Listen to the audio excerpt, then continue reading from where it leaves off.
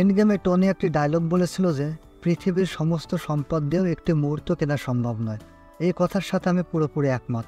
সেই কারণে আমি আগাথা অল অ্যালং এর গল্পটি এতই সংক্ষিপ্ত করব যাতে আপনাদের মূল্যবান সময় বাঁচে এবং আমরা তাকে নিয়ে একটু খোলামেলা কথা বলতে পারি। গল্পটি শুরু হয় সেই জায়গা থেকে যেখানে এটি শেষ হয়েছিল, অর্থাৎ আগাথা এখনও স্কারলেট উইচের জাদুর অধীনে আবদ্ধ এবং সে ওয়েস্টভিউতে একটি চরিত্র অভিনয় করছে। বর্তমানে সে একজন গোয়েন্দা যে একটি অপরাধের দৃশ্যে যায় যেখানে মৃতদেহের মুখ দেখানো হয় না, তবে আমাদের মনে হয় যে এটি ওয়ান্ডা ম্যাক্সিমাফ হতে পারে। সেখানে তদন্তের সময় আগাথা তার নিজের লকেট খুঁজে পায় যা প্রমাণ হিসেবে অফিসার গ্রহণ করতে চায় না এবং সেখান থেকে চলে যায়। এরপর একজন অফিসার তাকে একটি লাইব্রেরির দিকে নিয়ে যায়। এখানে বলা উচিত যে গল্পের সকল চরিত্র আমরা ওয়ান্ডা ভিশনে দেখেছিলাম, তবে তারা এখন ছোট ছোট ভূমিকা পালন করায় আমি তাদের নাম উল্লেখ করব না, বরং তাদের পদবি দিয়ে ডাকবো, যেমন অফিসার, লাইব্রেরিয়ান ইত্যাদি। লাইব্রেরিতে গিয়ে আগাথা একটি লাইব্রেরি কার্ড দেখিয়ে জানতে চায় কার নামে এটি এন্ট্রি করা। লাইব্রেরিয়ান জানায় যে এটি খুব পুরনো এবং তারা এখন অনলাইনে কাজ করে, তাই সাহায্য করা সম্ভব নয়। এরপর আগাথা সেখানে একটু হাঙ্গামা শুরু করে এবং শেষ পর্যন্ত লাইব্রেরিয়ান কার্ডটি দেখে বলে যে বইটি দীর্ঘদিন আগে চুরি হয়েছে, তবে তার একটি কপি লাইব্রেরির যে কোনো একটি সেলফে পাবে। আগাথা সেখানে যায় এবং দেখে যে সে সেফটি পুড়ে গেছে। এটি সম্ভবত সেই লাইব্রেরি যেখানে হোয়াইট ভিশন এবং ভিশনের লড়াই হয়েছিল। হতে পারে দুই ভিশনের লড়াইয়ের জন্য এটি পুড়ে গেছে, বা ওয়ান্ডা মারা যাবার সময় সমস্ত ডার্ক হোল্ড ধ্বংস করেছিল। হতে পারে এই বইগুলো ডার্ক হোল্ডের কপি। এরপর আমরা দেখি আগাথা পুলিশ স্টেশনে যায় যেখানে তার সুপিরিয়র তাকে কেসের তদন্তের সমর্থন করে। তখনই রিও নামের একজন FBI এজেন্ট প্রবেশ করে যে আগাথাকে সত্যের মুখোমুখি করানোর চেষ্টা করে, কিন্তু আগাথা এখনও ওয়ান্ডার জাদুতে অধীনস্থ। রিউ চলে যাওয়ার পর আগাথা একটি দোকানে যায় এবং তার লকেট সম্পর্কে দোকানের মালিকের সাথে কথা বলে। দোকানের মালিক তাকে জানায় যে এখানে একটি কুমারী মা এবং একটি বৃদ্ধ আছে, যা মূলত একজন নারীর পুরো জীবনচক্রকে দেখায়। এটি প্রমাণ করে যে লকেটটি আগাথার এবং এটি পুরনো। এরপর আমরা দেখি আগাথা তার বাড়িতে যায় এবং বিশ্রাম নেওয়ার চেষ্টা করে, তবে তার মৃত ছেলের জিনিসপত্র দেখে মন খারাপ হয়। তখনই রিউ পিৎজা নিয়ে হাজির হয় এবং আগাথাকে মনে করাতে চেষ্টা করে সে কে এবং সে কি ছিল, কিন্তু ঠিক তখনই আগাথার ছেলের ঘর থেকে চুরি হওয়ার শব্দ শোনা যায়। আগাথা সেখানে যায় এবং দেখে যে একটি চোর রয়েছে যাকে ধরতে গিয়ে একটি দুর্ঘটনা ঘটে এবং সে বৃদ্ধ মহিলাটি হাজির হয় যাকে আমরা ওয়ান্ডা ভিশনে দেখেছিলাম। এরপর চোরটিকে থানায় নিয়ে আসা হয়। তার জিজ্ঞাসাবাদের জন্য আগাথা তার কাছে যায় এবং ওয়ান্ডার ছবি দেখায়। চোরটি জাদু ব্যবহার করে আগাথাকে ধোঁকা দেয় এবং বলে যে এখানে কোনো মৃতদেহ নেই, বরং একটি ফুল রয়েছে। এরপর আগাথা শিশুটিকে বন্দি করে তার রান্নাঘরে যায় মৃতদেহটি দেখতে, কিন্তু প্রথমে মৃতদেহ দেখতে পায় না, পরে এটি দেখা যায়। তখনই আবার রিউ হাজির হয় এবং আগাথাকে তার আসল রূপে আসতে বলে। এরপর আমরা দেখি আগাথা ওয়ান্ডা ভিশনে খেলা সব চরিত্রে এক এক করে রূপ নেয় এবং অবশেষে তার আসল রূপে ফিরে আসে। এরপর সে তার প্রতিবেশীকে জিজ্ঞাসা করে এখানে কি হচ্ছে।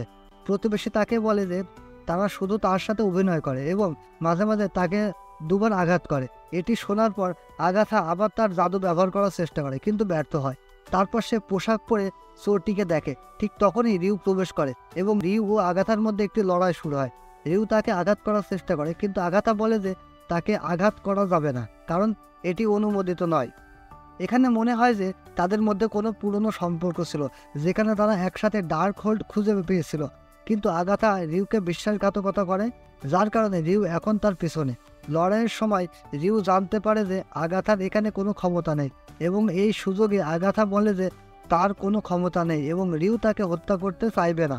এরপর রিউ বলে হ্যাঁ, তোমাকে হত্যা করব না, আমি তোমাকে পড়তে দেখতে চাই।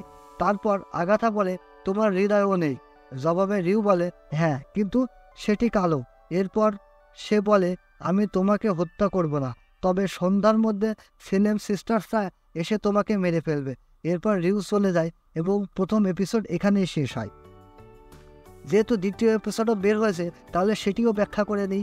দ্বিতীয় এপিসোডে আমরা দেখি আগাথা শিশুটিকে মুক্তি দেয় এবং শিশুটি জানায় যে সেই আগাথার স্কারলেট উইচের জাদু থেকে মুক্ত করেছে। এই কথা শুনে আগাথা বলে, কিভাবে সম্ভব যে তুমি আমাকে জাদু থেকে মুক্ত করতে পারলে, তাও একটি স্কুল উইসের সাহায্যে? এরপর শিশুটি বলে, আমি জাদু সম্পর্কে জানি, আমি অনেক কিছু করতে পারি এবং শিখতে চাই, এবং এই জন্যই আমি আপনার সাহায্য চাই। আমি যে পথে চলতে চাই সেটি খুবই আকর্ষণীয়। বলা হয় যে একটি রাস্তা আছে যাকে উইস রোড বলা হয়। এখানে যদি কেউ যায় এবং সফল হয় তাহলে সে যা চায় তাই পাবে। তাই আগাথা তার ক্ষমতা ফিরে পাওয়ার চিন্তা শুরু করে। সে তার লকেটটি খুলে দেখে সেখানে কিছু চুল আছে এবং জিজ্ঞাসা করে, এটি তোমার কি? তখন শিশুটি তার নাম বলে, কিন্তু কোনো জাদুর কারণে আমরা তা শুনতে পাই না। আগাথা আবার বলে, তোমার নামটি আবার বলো, কিন্তু একই ঘটনা ঘটে। এরপর আগাথা শিশুটিকে নিয়ে একটি দলের ফরমেশন করার জন্য বের হয়, কারণ উইস্ট রোডে একা যাওয়া সম্ভব নয়।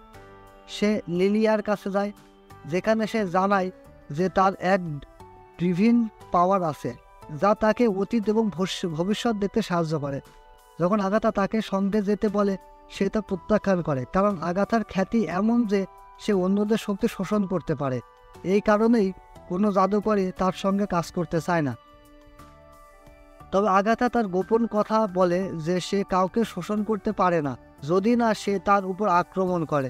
এই শুনে লিলিয়া যেতে অস্বীকার করে, কিন্তু তারপর তার ফিজিক্স পাওয়ার অটোমেটিক্যালি সক্রিয় হয় এবং 4টে নাম লেখে। সে বলে, যাও, এই 4জন তোমার দলে যোগ দেবে।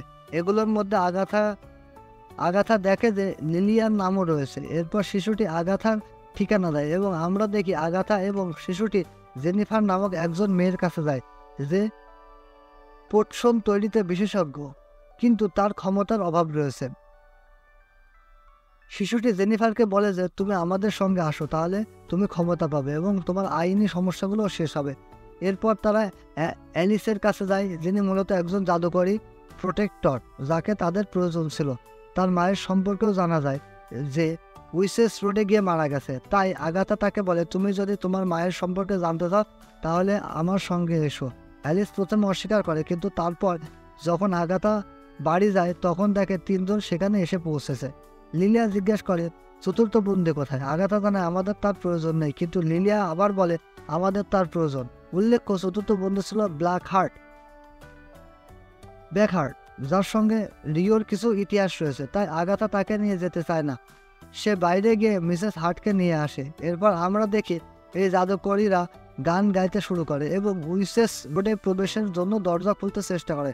শিশুটি বাইরে গিয়ে দেখে যে কিছু একটা হচ্ছে। তারপর স্যালেন সিস্টার্সরা সেখানে এসে আগাথার বাড়িতে প্রবেশ করতে শুরু করে। শিশুটি ভয় পেয়ে গিয়ে সোজা বেসমেন্টে চলে যায়। সেখানে সমস্ত জাদুকরীরা ছিল এবং তখন সেখানে দরজা খুলে যায়। তারা ভিতরে যায়, কিন্তু স্যালেন উইসেসরা সেই দরজা খুলতে পারছে না। এরপর আমরা দেখি নিচে পৌঁছে প্রথমে কাজ হিসেবে সবাই তাদের জুতা খুলে সেই পথে হাঁটতে শুরু করে। এই এপিসোড এখানেই শেষ হয়। এই রিভিউ নিয়ে আপনার মতামত অবশ্যই কমেন্টে লিখুন। আর আপনি যদি আমার চ্যানেলে নতুন হয়ে থাকেন তাহলে সাবস্ক্রাইব করে সুপার ফ্রেন্ড হয়ে যান। তো আজকের মতো এই পর্যন্তই। কথা হবে পরবর্তী কোনো টপিক নিয়ে। সে পর্যন্ত ভালো থাকুন। বাই।